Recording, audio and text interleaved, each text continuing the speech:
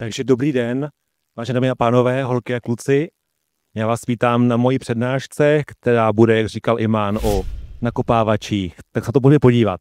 Na úvod se vám rád představím. Moje jméno je Petr Loskot a čemu se zabývám, čemu se věnuji, tak to je práce pro Jim Beam.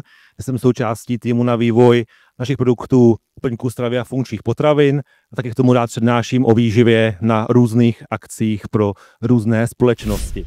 To téma je dneska jasné, budeme se bavit o nakopávačích, což je opravdu, bych řekl, populární a široká skupina všech možných produktů a vy je můžete znát pod různými názvy, jako jsou nakopávače, pre-workouty, NOčka, stimulanty, pumpy, takže si myslím, že na úvod by bylo fajn na takové krátké dělení, abychom si řekli, jaké můžeme mít různé druhy a dělení těchto doplňků stravy.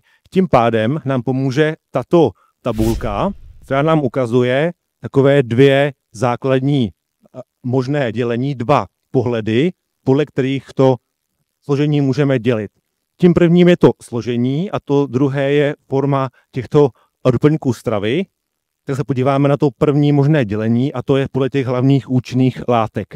V první dvojce můžeme říct, že jsou pre-workouty buď se stimulanty nebo bez stimulantů, takzvaná verze Stim Free, to znamená, že ty verze se stimulanty obsahují tu hlavní účinnou látku kofein, tím pádem vás hodně nakopnou, což je fajn třeba během dne, ale je jasný, že na ten trénink večer či v podvečer bude lepší ta verze bez kofeinu, čili ta verze Stim Free. Pak zde máme druhou dvojici, kdy některé doplňky stravy tohoto charakteru se hodí nebo jsou fokusovaný spíše na pumpu, abychom měli lepší pokrvení svalů a pumpu v těch svalech, to znamená obsahují hlavně látky, které podporují tvorbu signální molekuly oxid dusnatý alias NO a naopak druhý druh těchto doplňků stravy je spíše na fokus, abychom byli lépe soustředění. To jsou třeba látky, jako je kofein, cholin, anebo třeba, vidíte, tyrosin. A pak jsou i takový komplexní, které vlastně obsahují a snoubí ty dva základní vlastně cíle, což je ta pumpa a fokus do jednoho produktu.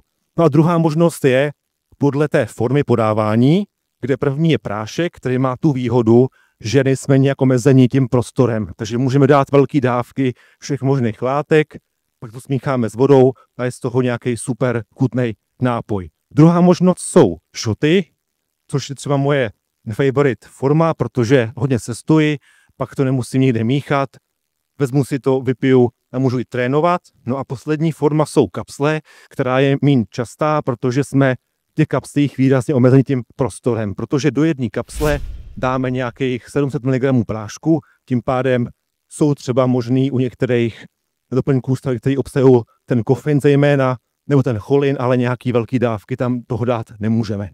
Tak, my se podíváme dále na účinky, které od nich můžeme čekat a já si myslím, že jsou takový 4 hlavní oblasti těch účinků, to znamená, chceme mít tu pumpu v těch svalech, chceme se lépe soustředit, chceme mít lepší pocit energie a toho nakopnutí a také bych řekl, že chceme mít nějaký ten efekt, že se cítíme lépe a pro někoho to je třeba i rituál, dát si svůj pre-workout a k tomu si dát nějaký svůj trénink. A s tím se pojí i otázka, pro jaké sporty jsou tyto produkty vůbec vhodné, protože by někdo si mohl myslet, že je to pouze o těch sportech silových, posilovna, však to známe, ale tady ty účinky určitě využijí různí sportovci.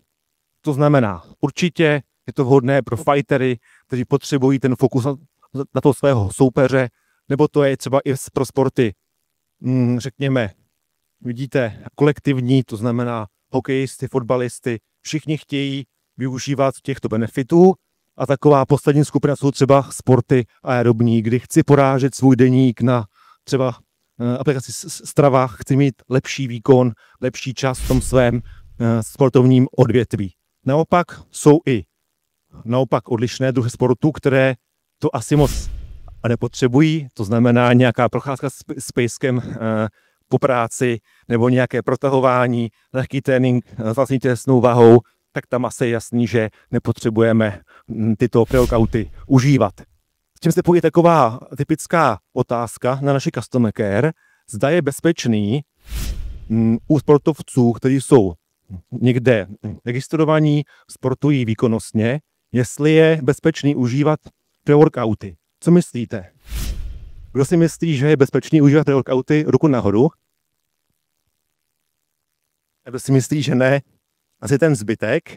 Takže ono záleží, protože když se podíváme na aktuální vyhlášky, tak když ten doplněk stravy je vyroben v souladu se zákony Evropské unie na bezpečnost a zdravotní a nezávadnost, tak by ten doplněk stravy neměl a nemůže obsahovat látky dopingového charakteru. Ale pozor, některý výrobci z USA, možná víte, že mají dvojí verze těchto pre-workoutů. Verzi pro Ameriku a Evropskou unii a může se stát, že ten výrobce doveze na trh v Evropě US verzi a tam je možný, že ty látky se mohou na této listině vyskytnout. Tím pádem je potřeba číst obaly, aby si buďte jistí, že Jim Beam vyrábí tyto doplňky stravy podle vyhlášky EU, tudíž jsou naše pre-workouty pro vás bezpečné. Tak, jimi se pojí další určitě do praxe otázka a to je, jak doplňky stravy tyto užívat. To znamená, je zásadní se podívat už na to, kdy máme před tréninkem poslední jídlo, protože je jasný, že když si dáme nějaký velký jídlo před tréninkem, na to za pár minut pre-workout, tak ty účinky těch látek nebudou moc dobrý, protože ten žaludek, který je plnej, v podstatě způsobí to, že ty látky z toho pre-workoutu se budou vstřebávat moc pomalu, trošičku hůře a ten efekt nebude takový. To znamená, je fajn si dát nějaký rozestup mezi posledním jídlem a tím pre-workoutem, ideálně minimálně hodinku, hodinku a půl, abych už měl trošičku prázdnější žaludek a pak ty látky z toho se výrazně lépe vstřebávaly rychle do našeho krevního oběhu. Takže to je první bod. Časovat správně jídlo a ten pre-workout. A druhá věc je taková, abyste se dali ten pre-workout v ideální čas před tím tréninkem, protože vidím často v posilovnách borce, kteří přijdou do posilky, do šatny, dají si pre-workout a jdou cvičit. To není úplně ideální, protože vy už potřebujete mít ty látky v té krvi, tam, kde mají být. To znamená, to trvá nějakou dobu, proto je fajn si dát ten pre-workout zhruba nějakých 15 minut až půl hodinky před tréninkem, abyste je už měli tam, kde je chcete mít, to znamená v krvi, v těch vašich buňkách. Ano. A další věci určitě dodržovat dávkování od výrobce, případně u třeba nějakých slečen, který mají nižší hmotnost, klidně dávat pouze dávku poloviční a postupně zvyšovat do té maximální denní dávky. Další taková chyba, kterou vidím u kluků v posilkách je, že jako je sranda, tak zkusím třeba dát kombinaci dvou pre-workoutů. Úplně nesmysl, protože potom to vede k velkému přímo kofeinu, který může být rizikový v velkých dávkách. Nebo třeba kombinovat moxíčko s nějakým pre-workoutem, zase riziko velkého příjmu kofeinu a sami i s tou kávou. A myslím si, že pre-workouty nejsou vhodný pro úplně každý trénink, to znamená pouze tehdy, kdy jste více unavení a využijete ho, ale určitě ne na úplně každý trénink v tom týdnu. No a poslední známá věc, určitě, když chcete se dobře vyspat, máte trénink večer, podvečer, tak dejte pozor na příjem kofeinu a či volte tu verzi třeba Steam Free. Další věc je u jakých osob bychom měli být hodně opatrní a raději pre-workout vůbec neužívat. Tak takový první bod je asi to, u lidí, kteří mají problém s příjmem kofeinu, jsou na něj hodně citliví, tak tam se dejte pozor, na začátku se dávat trošku nižší dávku toho pre-workoutu, protože by to u vás mohlo znamenat výrazné a vedlejší účinky. Pak zde máme například lidé, kteří mají nějakou nemoc srdce, krevní tlak vysoký, nebo mají nějaké jiné onemocnění srdečního a krevního oběhu. No a další typicky děti a mladiství, těhotné kojící ženy. A poslední bod, vidíte, kdo užívá léčiva, tak taky dejte si pozor, protože ty různé bylinky v těchto pre-workoutech mohou ovlivňovat účinnost těchto léčiv, tím pádem raději si zkuste třeba váš pre-workout skonzultovat se svým lékařem či lékárníkem, aby posoudil ty možné interakce těch látek účinných a těch léčiv. Pak zde máme potenciální rizika příjmu pre-workoutů, který se pojí hlavně s tím, když ti lidé to neumí užívat, to znamená dávají příliš velké dávkování, než ten výrobce a doporučuje. To znamená, když bych si dal velkou dávku z nějakého pre-workoutu, třeba dvojnásobnou, tak je riziko pro můj srdeční systém, pro moje srdíčko, protože stimulanty, jako je kofein, když jich je velké množství, tak mohou vést k velkému bušení srdce, vyššímu krevnímu tlaku, nebo třeba nějakému zvýšenímu pocitování úzkosti, stresu, třes rukou, třes končetin a další. Takže na tohleto pozor. Zároveň je tam i třeba možnost nějakých bolestí břicha a podobných projevů.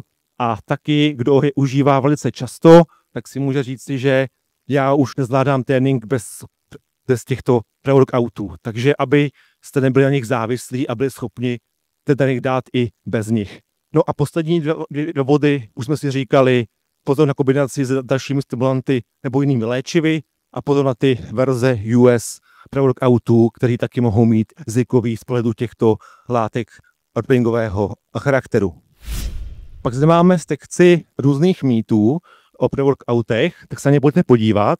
A první takový možná mýtus, hlavně nováčků v poslovnách, je ten, že když budou užívat pre-workout, tak mi to zajistí svaly bez nějaké velké námahy. Samozřejmě je to hloupost, ten pre-workout vám pomůže podat lepší výkon z posilovně, ale pořád to je na vás. Ta tvrdá dřina, ten zápal, pořád musíte cvičit a dodržovat stravu a životní styl, aby vám ty svaly rostly. Samozřejmě, když mám vyšší výkon, můžu ty svaly k tomu růstu lépe stimulovat, ale pořád to je na vaší hlavní režii.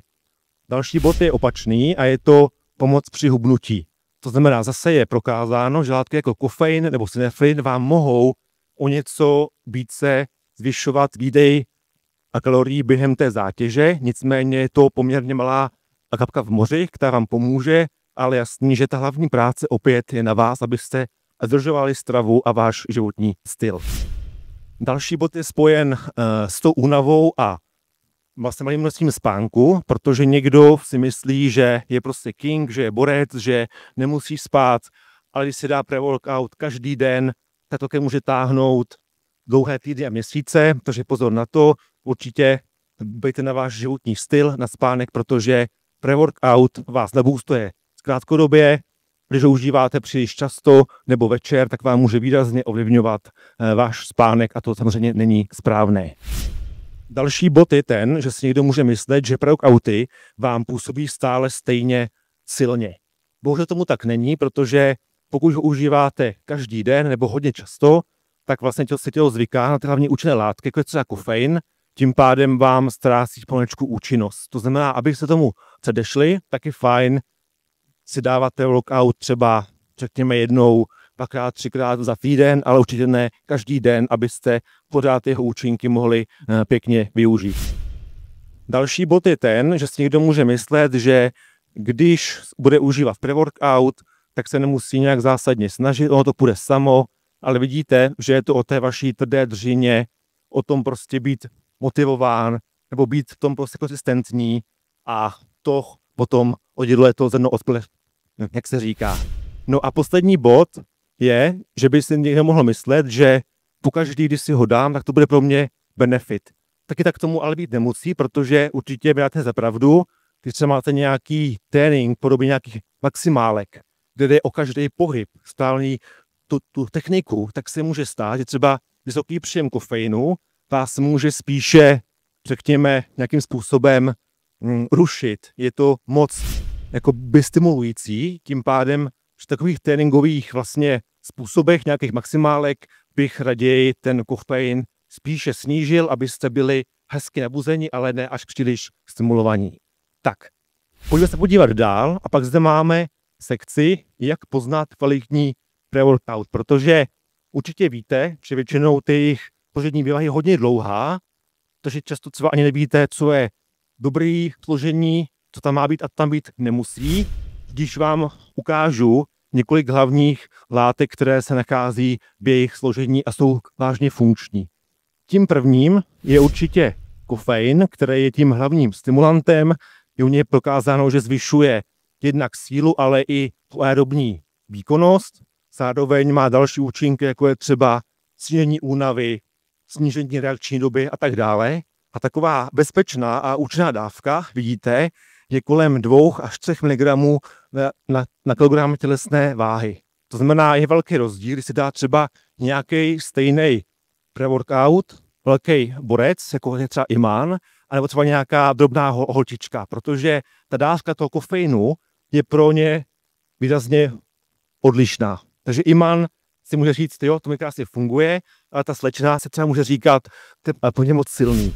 Takže v takovém případě určitě ten menší člověk by měl dávat větší bacha, aby neměl vysoký příjem toho kofeinu až moc. Tady ty dávky jsou podle mě úplně i pro vás ideální.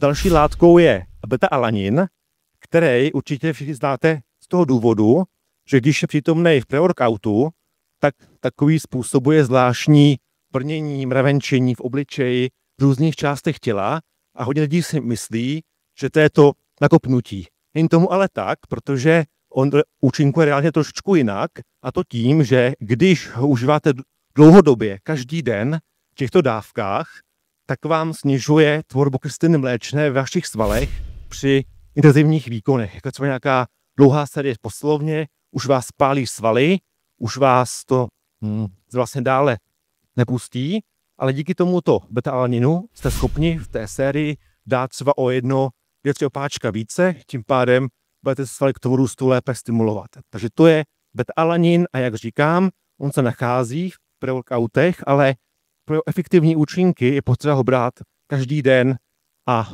jsou ty dávky podobné jako třeba u látky kreatin, kterou určitě znáte. Dalším v pořadí je, jak už jsem říkal, citulin malát, který je známý tím, že on se v těle chová tak, že se mění na signální molekulu oxid dusnatý alias NO, který má ten efekt, že vám roztahuje cévy, tím pádem jste schopni vašim svalům dodat více kyslíku, více živin a tím máte i vyšší výkon. A ukázalo se, že k tomuhle účelu je z těch všech těchto 3 látek nejideálnější právě citulin malát. V dávce kolem vidíte 6 až 8 gramů té jedné dávce. Takže opět, kdo chce pořádnou pumpu, měl by cílit v těch pre-workoutech na zhruba toto dávkování látky citulin malát. A poslední látka z tohoto výčtu je taurin, který se často kombinuje s kofeinem, zase má účinky na sportovní výkonnost a také vám chrání vaše buňky třeba svalové či buňky nervové, protože je silný antioxidant. Těch látek je samozřejmě mnohem více, nicméně nemáme čas, abychom všechny jednou po druhém prošli, ale ještě bych vás třeba upozornil na látku, která se nazývá L-tyrosin, která podporuje fungování vlastně mozku a soustředění. Pak to je třeba zdroj cholinu, prémiový zdroj je CDP cholin. A třeba ještě, abychom měli ty opravdu komplexní účinky, tak aktuálně je třeba populární na lepší pumpu látka zvaná aglycerol nebo normální kuchyňská sůl. A abychom se i lépe potili a spalovali více kalorií, tak třeba i zelený čaj nebo látka synefrin. No a na závěr bych vám poskytnul tip na kvalitní pre-workout, protože Jim Beam vydal před pár týdny brusonový pre-workout, který je tak trošku moje dítě a má toto složení, to znamená má 14 aktivních látek a je založen na velké dávce citulin malátu na výborné admumpování. Pak zde máme také přírodní zdroj kofeinu z kávových zrn nadkáv a ty další látky, jako je beta-alanin, taurin, tyrozin, CDP cholin a tu himalajskou sůl. A je ve 4 výborných příchutích.